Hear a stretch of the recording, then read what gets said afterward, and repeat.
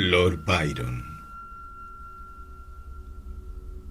El entierro.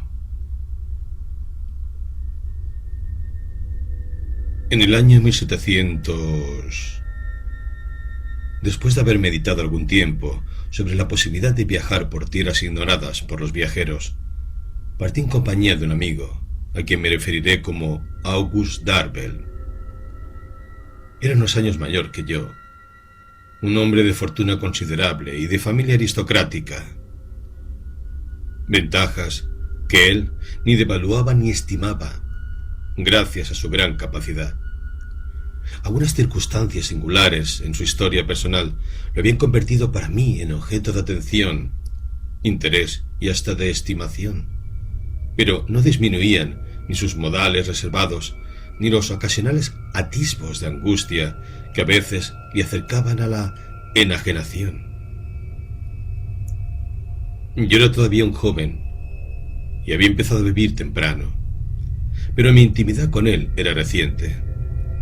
Asistimos a las mismas escuelas y universidad, mas su paso por ellas me había precedido, y él ya se había iniciado a fondo en lo que se ha llamado el mundo, mientras yo todavía permanecía en el noviciado.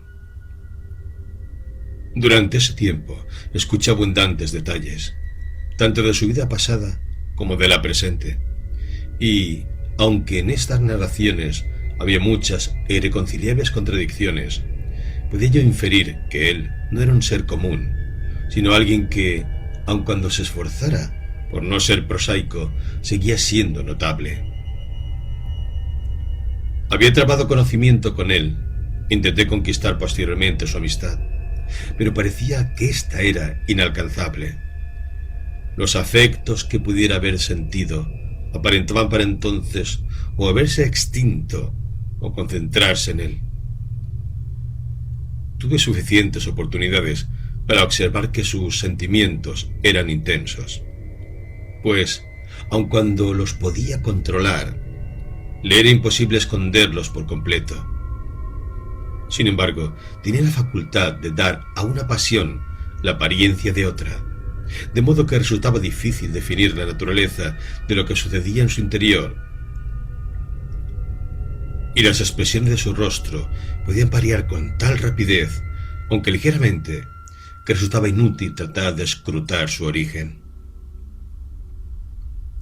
Era manifiesto cómo lo dominaba una angustia incurable, pero nunca pude descubrir si era causa de la ambición, el amor, el remordimiento o la pena, de uno solo o de todos estos, o sencillamente por un temperamento mórbido, semejante a una enfermedad. Existían circunstancias supuestas que habrían podido justificar su atribución a cualquiera de estas causas, pero, como antes dije, estas eran tan contrarias y contradictorias que ninguna podía considerarse definitiva. Se supone generalmente que donde hay misterio existe también la perversidad. No sé cómo pueda ser esto, pero es un hecho que en él existía el primero, aunque no podría atestiguar los alcances de la segunda, y estaba poco dispuesto, en lo que a él se refería, a creer en su existencia. Recibía mi proximidad con bastante reserva, mas yo era joven y difícil para el desaliento, y con el tiempo tuve éxito en entablar, hasta cierto punto, ese vínculo común y esa confianza moderada de los intereses mutuos y cotidianos que crean la comunión de empeños y la frecuencia de encuentros que se llama intimidad o amistad, según las ideas de quienes utilizan esas palabras para su expresión. Darvel había viajado ampliamente. Me dirigí a él para que me aconsejara respecto al viaje que pretendía realizar. Era mi deseo secreto que se dejara persuadir para acompañarme. Además, era una perspectiva improbable, basada en la vaga inquietud que había observado en él y en la cual daban renovada fuerza el entusiasmo que parecía sentir hacia tales temas y su aparente indiferencia por todo lo que rodeaba muy de cerca. Al principio insinué mi deseo, y después lo expresé abiertamente. Su respuesta, aun cuando yo la esperaba en alguna medida, me dio todo el placer de una sorpresa. Aceptó, y al término de los preparativos necesarios, comenzamos nuestra jornada.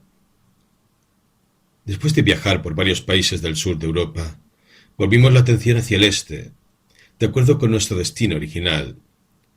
Y fue en nuestro recorrido a través de estas regiones que ocurrió el incidente que da ocasión a mi relato. La complexión de Darwell, que, dada su apariencia, debía haber sido en su juventud más robusta de lo normal, estaba decayendo gradualmente desde algún tiempo atrás, sin que me diera ninguna enfermedad manifiesta. No tenía tos ni tisis. Sin embargo, cada día se debilitaba más. Sus hábitos eran moderados. No emitía ni se quejaba de fatiga. No obstante, era evidente que se estaba consumiendo. Se volvía cada vez más y más taciturno e insomne, y por fin se alteró de tan notable manera que mi preocupación aumentó de manera proporcional al peligro que yo consideré le amenazaba. A nuestra llegada a Esmirna, nos habíamos propuesto ir a una excursión a las ruinas del Éfeso y Sardis, de la cual intenté disuadirlo debido a su indisposición, pero en vano. Parecía existir una opresión en su mente y una solemnidad en sus modales que no correspondían con su ansiedad para seguir con lo que yo consideraba un simple viaje de placer, totalmente inadecuado para una persona delicada. Pero no me opuse más, y unos días después partimos en compañía únicamente de un guía y un cargador. Habíamos recorrido la mitad del camino hacia los vestigios de Éfeso, dejando atrás los contornos más fértiles de Esmirna, y nos adentrábamos en esa región inhóspita y deshabitada, a través de los pantanos y desfiladeros que llevan a las pocas chozas que aún subsisten sobre las destrozadas columnas de Diana. Las paredes sin techo de la cristiandad expulsada, y la aún más reciente pero tal desolación de las mezquitas abandonadas. Cuando la súbita y vertiginosa enfermedad de mi camarada nos obligó a detenernos en un cementerio turco, cuyas lápidas coronadas de turbantes eran el solo indicio de que la vida humana había morado alguna vez en ese yermo. La única caravana que vimos había quedado unas horas atrás. No se podía ver ni esperar vestigio alguno de pueblo o cabaña siquiera. Y esta ciudad de los muertos parecía ser el único refugio para mi desafortunado amigo, quien se veía próximo a convertirse en su siguiente morador. En esta situación busqué por los alrededores un lugar en el que pudiera reposar con más comodidad. Al contrario del aspecto usual de los cementerios orientales, los cipreses de éste eran escasos, esparcidos sobre toda la superficie. La mayoría de las tumbas estaban derruidas y desgastadas por los años. Sobre una de las más grandes y bajo de uno de los árboles más frondosos, Darwell se apoyó, inclinándose con gran dificultad. Pidió agua. Yo dudaba que pudiéramos encontrarla, aunque me dispuse a ir a buscarla a pesar de mi desaliento. Pero él deseaba que yo permaneciera con él, y volviéndose hacia Suleimán, nuestro cargador, que fumaba con gran tranquilidad, le dijo: Suleimán, verbena su, es decir, trae un poco de agua. Y continuó describiéndole con gran detalle el punto donde podría encontrarla. Era un pequeño pozo para camellos, a unos cientos de yardas a la derecha. El genízaro obedeció. Dije a Darwell: ¿Cómo supo esto? Por nuestra posición, repuso. Usted debe notar que el lugar estuvo habitado alguna vez, y no podría haberlo estado sin manantiales. Además, ya he estado aquí antes. ¿Usted ya ha estado aquí? ¿Cómo nunca me lo mencionó? ¿Y qué hace usted en el lugar semejante donde nadie puede permanecer un momento más sin pedir ayuda? A esta pregunta no recibí ninguna respuesta. Mientras tanto, Suleimán regresó con el agua y dejó al guía y a los caballos en la fuente. Parecía que al mitigar su sed, Dalbert revivió por un momento, y albergué la esperanza de que pudiese continuar, o por lo menos regresar, y lo exhorté a intentarlo. Él guardó silencio. Parecía poner orden en sus pensamientos antes de esforzarse al hablar. Este es el fin de mi jornada, comenzó, y de mi vida. Vine hasta aquí para morir, pero tengo una súplica que hacer, una orden que dar, pues tales deben ser mis últimas palabras. ¿La cumplirá? Desde luego, pero tengo mejores intenciones. Yo no tengo esperanzas, ni deseos, sino este. Oculte mi muerte a todo ser humano. Espero que no se presente la ocasión. Usted se recuperará y... Silencio. Así debe ser. Prométalo. Sí. Júrelo por lo más. Aquí pronunció un juramento de gran solemnidad. No hay razón para ello. Yo cumpliré con su petición. Y dudar de mí es... No puedo evitarlo. Debe usted jurar. Pronunció el juramento, y eso pareció aliviarlo. Se quitó del dedo un anillo de sello, que tenía grabados algunos caracteres arábigos, y me lo dio. En el 9º día del mes, continuó, precisamente al mediodía, el mes que usted guste, pero el día debe ser ese. Usted deberá arrojar este anillo a las fuentes de agua salada que alimentan la bahía de Eleusis. Al día siguiente, a la misma hora, deberá dirigirse a las ruinas del templo de Ceres y esperar una hora. ¿Para qué? Ya lo verá. ¿Dice usted que el 9º día del mes? El 9º. Cuando hice la observación de que el presente era el 9º día del mes, su semblante cambió e hizo pausa. Mientras estaba sentado, debilitándose visiblemente, una cigüeña con una serpiente en el pico se posó sobre una tumba cercana a nosotros. Sin devorar su presa, daba la impresión de observarnos fijamente.